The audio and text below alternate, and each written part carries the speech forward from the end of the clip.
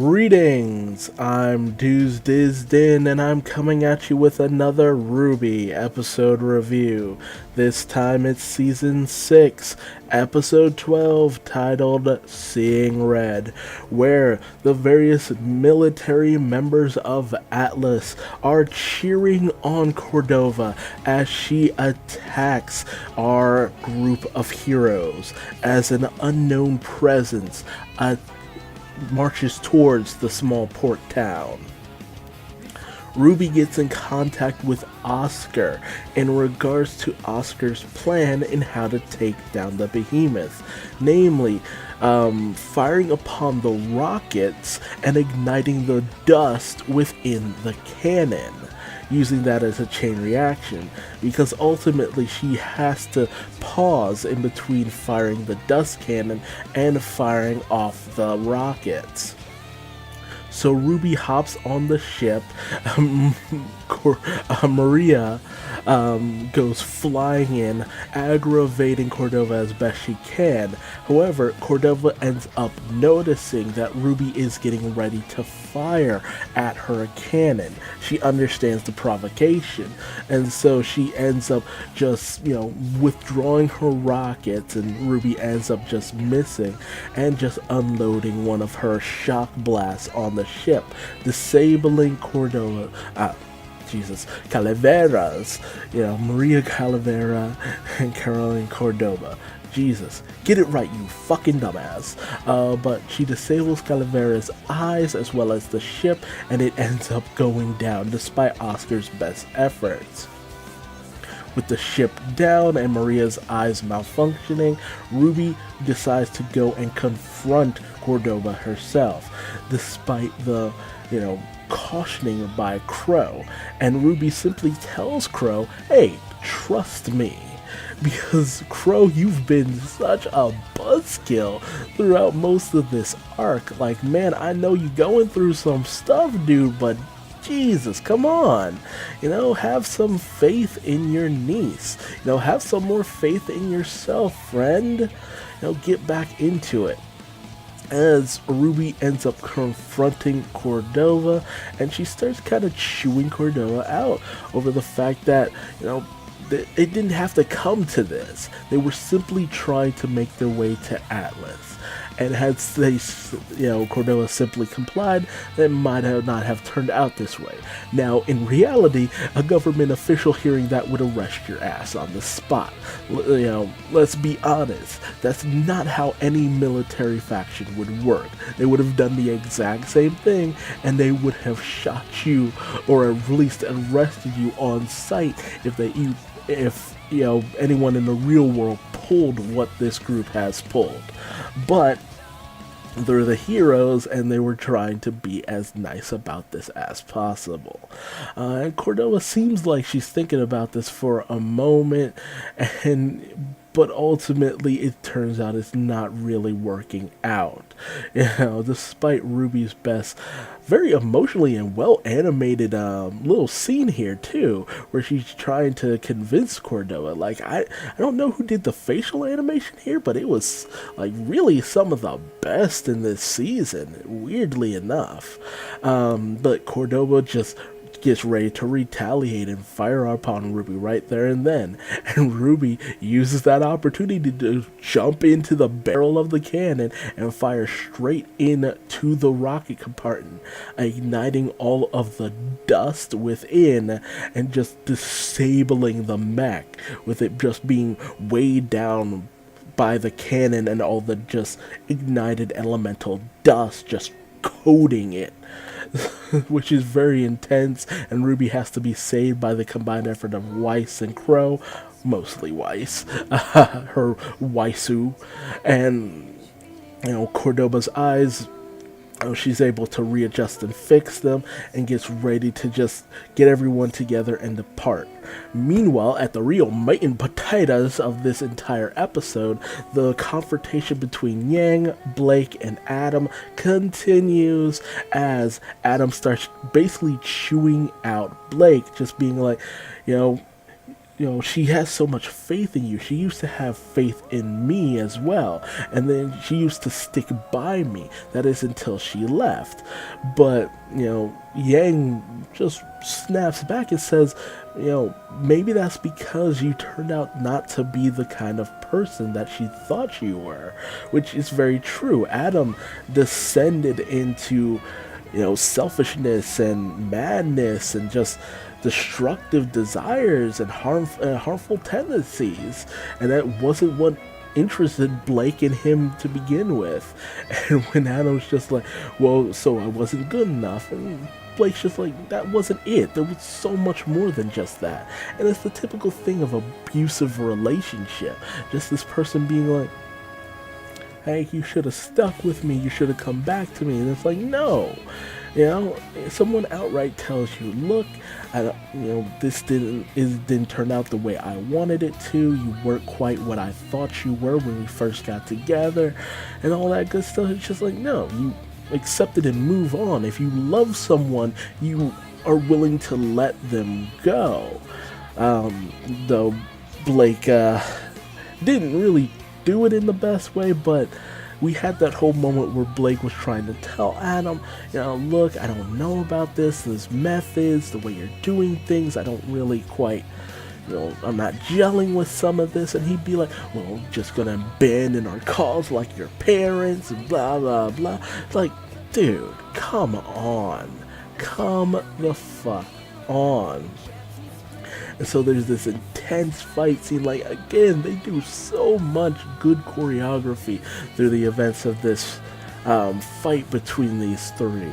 I need to see more of the my weapon is also a gun moments, because I still to this day feel that we need to have more of that implemented and more people brought in who can really just dial that up, because that's like one of the real selling factors of this series.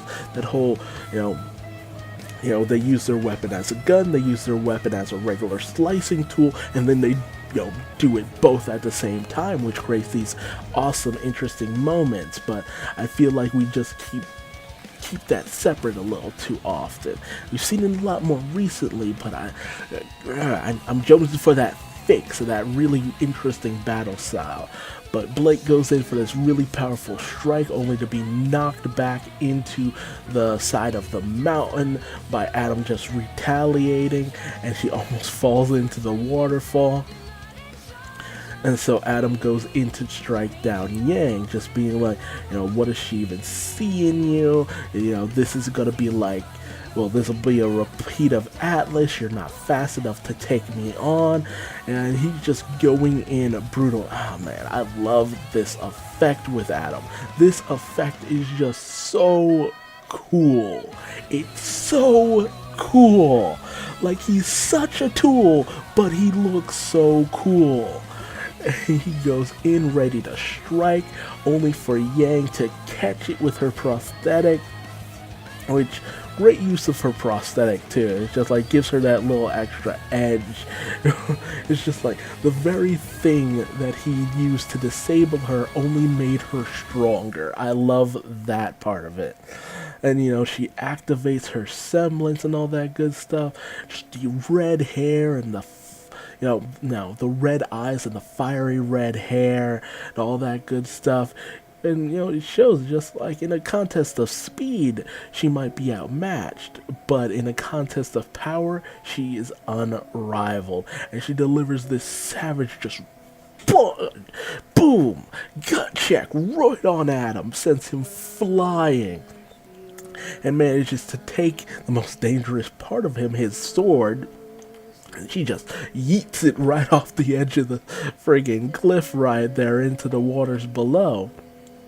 And then Blake comes in, uppercutting him right in the face. And as they both go dashing towards Blake's weapon, Blake manages to grab it, and Yang grabs the other hand that was snapped off previously, and they both stab at him.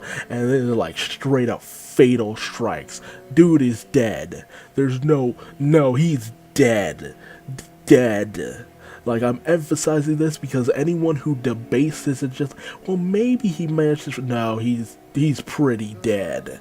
Like, he ain't, unless he has some healing ability or some crap like that. You don't live through being stabbed through both. It looks like he got stabbed through the heart and the lung. Like, no, he's done. And it's just this really quiet moment, and his body just goes limp and goes over the edge into the waterfall. Like, it's just a really unsettling moment, and I'm glad they did that. As even Blake ends up breaking down into tears, and it makes sense because she used to be so close to Adam. Don't get it twisted. And I've heard people just being like, oh no, his death should have been so much better than that and all that good stuff. No, this feels like what we've been building up to with his character for a while here. Just the way he'd been handling things, and the white fang and all that good stuff.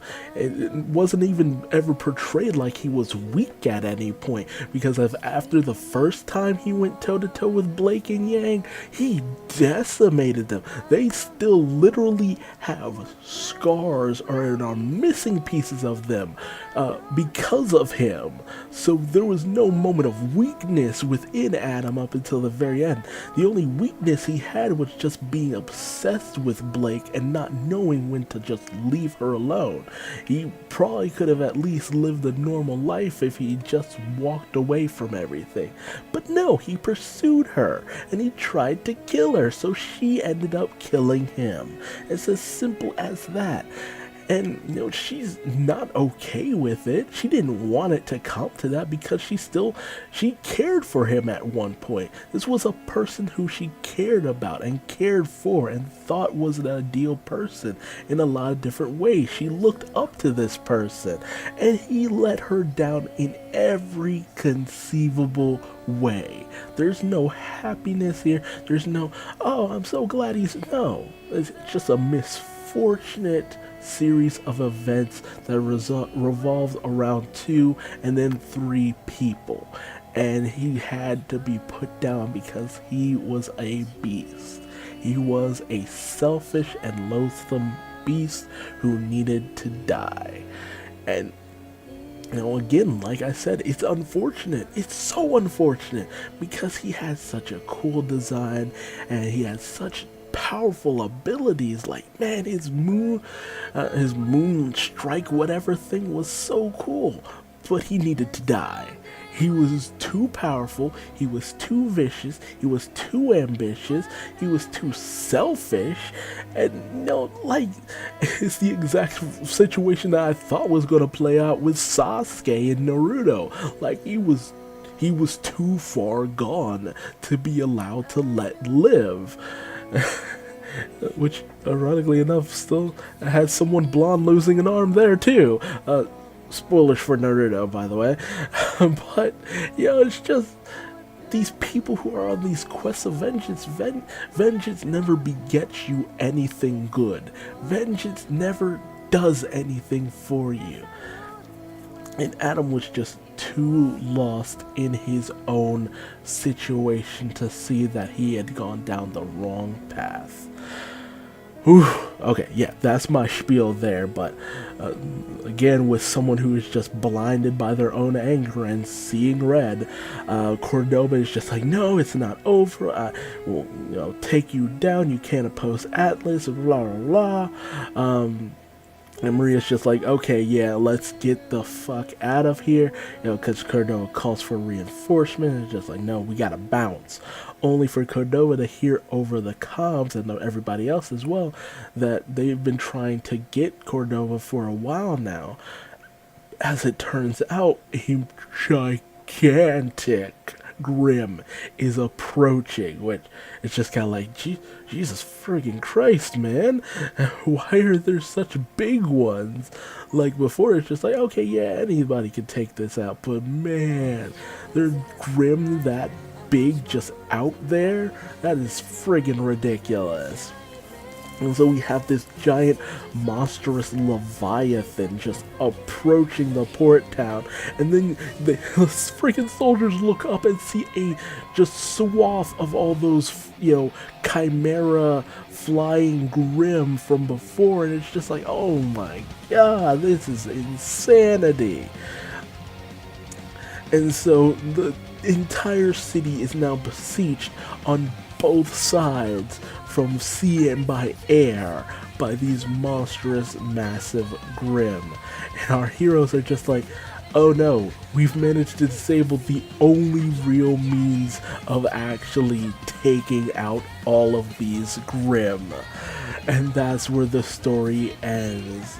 Oh man, this was an intense episode, a really intense episode, a really fun episode, a really interesting episode that really just, it did a lot for me in a lot of ways. I was just, because Adam's story had, for a while just been building to its crescendo ever since he reappeared in season 3. It's just like, yeah, no, this was looking to be the only way things were going to end for Adam, because after what he did with Yang, it's just like, Jesus.